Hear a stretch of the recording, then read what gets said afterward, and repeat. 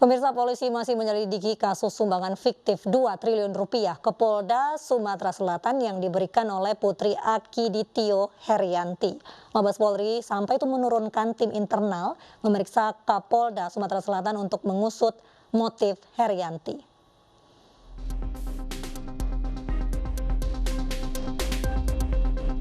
Polda Sumatera Utara memastikan uang yang dimiliki Putri Akiditio Herianti untuk dana hibah 2 triliun rupiah ternyata tidak cukup.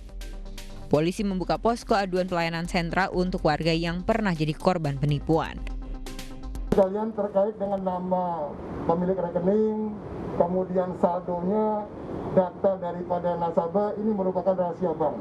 Jadi tidak bisa diberikan oleh pihak bank kepada pihak kepolisian. Jadi ia hanya menyatakan bahwa saldo tidak cukup pada rekening tersebut. Mabes Polri pun turun tangan dalam kasus hibah 2 triliun rupiah ini. Pihaknya akan menurunkan tim internal untuk melihat kejelasan kasus. Berkaitan dengan Kapolda Sumatera Selatan, ya. Ini dari Mabes Polri sudah menurunkan tim, ya, internal, yaitu dari Irsus Itwasum Mabes Polri dan dari Paminal Divopam Polri. Ya, tentunya kan ingin melihat kejelasannya seperti apa, kasusnya bagaimana, dan itu adalah ranah daripada klarifikasi internal. Kita tunggu saja hasil daripada kegiatan penyelidikan dan pembahasan internal dari Mabes Polri. Diketahui Kapolda Sumatera Selatan Irjen Eko Indra Heri menerima dana hibah 2 triliun rupiah dari Herianti bersama sejumlah pejabat daerah lainnya pada 26 Juli lalu. Pusat Pelaporan dan Analisis Transaksi Keuangan PPATK mengatakan penerima hibah harus memperhatikan profil pemberi dan calon penerima, apalagi jika diterima pejabat negara. Seandainya sumbangan ini diberikan oleh katakanlah 5 konglomerat terbesar Indonesia, misalnya yang income-nya mungkin setiap tahun itu triliunan. Profilnya meyakinkan, ya. Oke, baik. Profilnya sudah clear. Nah, baik, kalau ini kan itu harus menjaga harkat dan martabat pejabat negara dalam hal ini, jangan sampai kemudian misalnya Kapolda kemudian terkena, karena ini kan nanti akan mencemarkan tentu saja nama yang bersangkutan, lembaga kepolisian dan juga pemerintahan secara umum. Diketahui Akiditio adalah pengusaha asal Aceh. Kini polisi mengusut kasus ini dan telah memeriksa 5 saksi dan akan mendalami motif penyumbang hibah 2 triliun rupiah Herianti. Tim Liputan iNews melaporkan. Penemuan jasad pria tersangkut bebatuan di pesisir pantai Pesanggerahan, Tasikmalaya, Jawa Barat menggegerkan warga setempat. Korban diduga tewas tergulung ombak yang sedang pasang.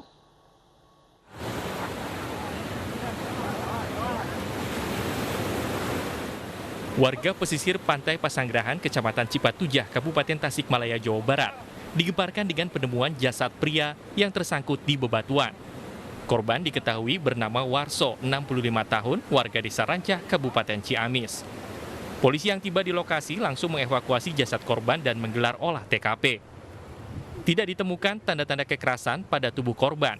Diduga korban tewas akibat terjatuh ke bebatuan di sekitar pantai dan terhempas ombak yang sedang pasang. Setelah dilaksanakan olah TKP, tidak ditemukan tanda-tanda kekerasan tindak pidana. Alhasil disimpulkan sementara korban kecelakaan murni. Pihak keluarga menolak jenazah korban diotopsi. Keluarga langsung memakamkan jasad korban di tempat pemakaman umum tak jauh dari rumah keluarga. Dari Tasikmalaya, Jawa Barat, Asep Juharyono, iNews melaporkan. Seorang perantau asal Amfuang Selatan, Nusa Tenggara Timur kehilangan daun telinga usai digigit oleh WNA asal Timor Leste. Korban pun melaporkan kejadian yang dialaminya ke Mapolsek Uara.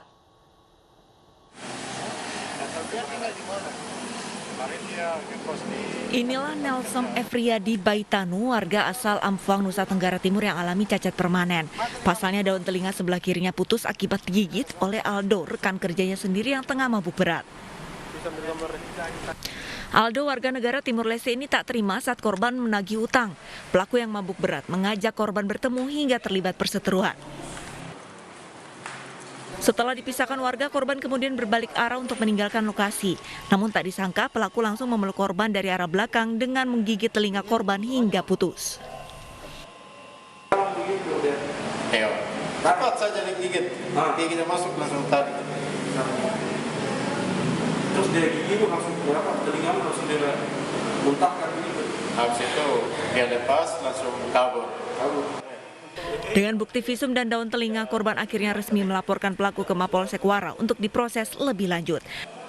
Dari Palopo, Sulawesi Selatan, Nasruddin Rubak, Ainis melaporkan. Seorang ayah di Tebo, Jambi tega memperkosa 2 anak kandungnya. Perbuatan itu dilakukan puluhan kali di dalam rumah sendiri saat istrinya sedang tidak berada di rumah.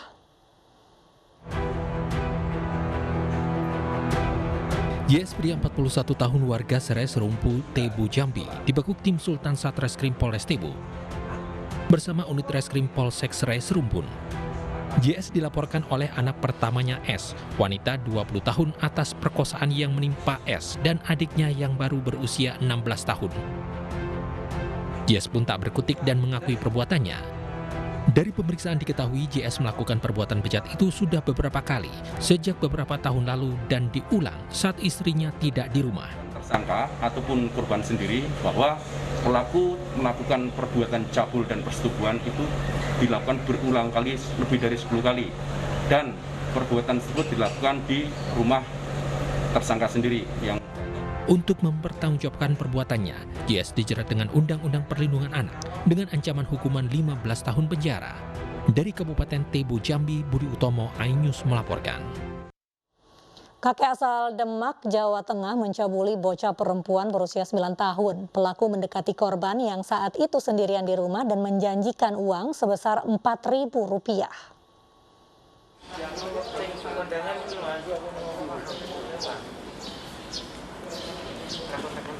Seorang kakek asal Demak, Jawa Tengah ditangkap karena mencabuli bocah perempuan yang masih tetangganya. Pelaku telah memantau korban selama 1 tahun terakhir. Pelaku beraksi saat ibu korban tidak ada di rumah. Pelaku merayu korban dengan uang Rp4.000 agar tidak menolak saat didekati. Pelaku ini mengiming-imingi korban akan memberikan uang. Karena akan diberikan uang, akhirnya korban mendekat. Dan setelah mendekat, korban diikat tangannya, kakinya, dan mulutnya ditutup. Dilakban. Pelaku terancam hukuman 15 tahun penjara.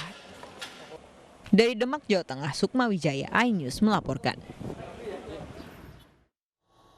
Polisi meringkus 3 perampok yang kerap beraksi menggunakan senapan angin dan parang untuk mengancam korbannya. 2 diantaranya adalah residivis kasus perampokan dan penganiayaan yang terkenal sadis.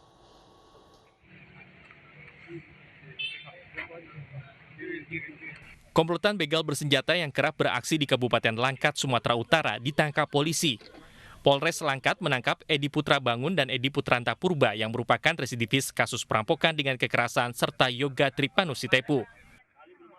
Ketiganya ditangkap karena melakukan aksi perampokan sepeda motor dan ponsel di Binjai Utara. Mereka beraksi dengan menodongkan parang dan senapan angin kepada korbannya. Polisi menyita barang bukti berupa 2 sepeda motor, 4 telepon genggam, sebuah mobil, sepucuk senapan angin dan parang. Melakukan aksinya bersama 5 orang dengan menggunakan kendaraan mobil. Setelah melakukan aksinya, mengetahui target korban 2 orang, mengendarai sepeda motor, dari pelaku menghentikan dari korban dengan mengancam dengan menggunakan senapan angin dan parang. Setelah melakukan pengancaman, korban ketakutan, lari, dan sepeda motor 2 ini dibawa oleh pelaku. 3 dari total 5 orang pelaku sudah ditangkap, sementara 2 lainnya masih buron. Polisi saat ini sudah mengantongi identitas keduanya. Dari Langkat, Sumatera Utara, Erwin Syahputra Nasution, iNews melaporkan. Polisi menggagalkan upaya penyelundupan narkoba jaringan internasional miliaran rupiah di Bandara Soekarno-Hatta. Dari 7 tersangka, 1 diantaranya warga negara Cina.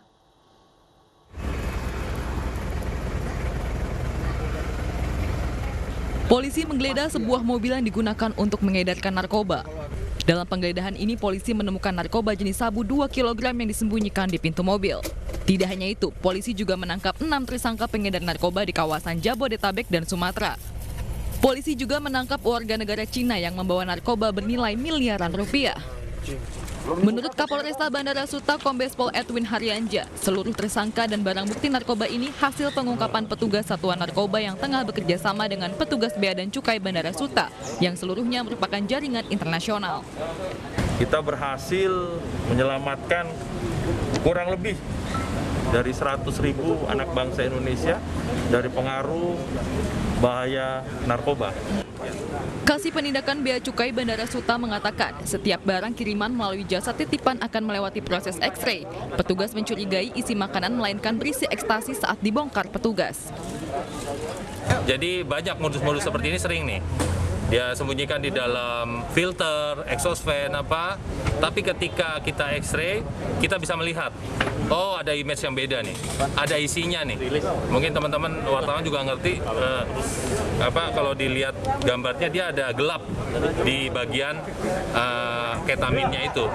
Nah begitu kita. Untuk mempertanggungjawabkan perbuatannya, para tersangka dijerat dengan Undang-Undang Nomor 35 Tahun 2009 tentang narkotika dengan ancaman hukuman pidana penjara seumur hidup hingga hukuman mati. Dari Tangerang, Banten, Hasnugara, iNews melaporkan. Pemirsa, pengambilan paksa jenazah COVID-19 dari rumah sakit kembali terjadi. Informasi selengkapnya sesaat lagi.